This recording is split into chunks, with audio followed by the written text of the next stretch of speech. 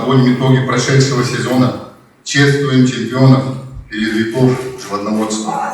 Недаром Тулу считать землей живых традиций. Надо, имеющую тысячелетнюю историю, отражает сущность традиционного хозяйствования нашего народа. Республика Тыва со сравнительно небольшим населением от 4-й региона России с наибольшим поголовьем мелкого рогатого скота. На 1 января этого года в хозяйстве всех категорий поголовья овец и коз составило 1 миллион 214 тысяч голов. Заслуженный работник сельского хозяйства Российской Федерации Санчаку Александру Торшеевичу.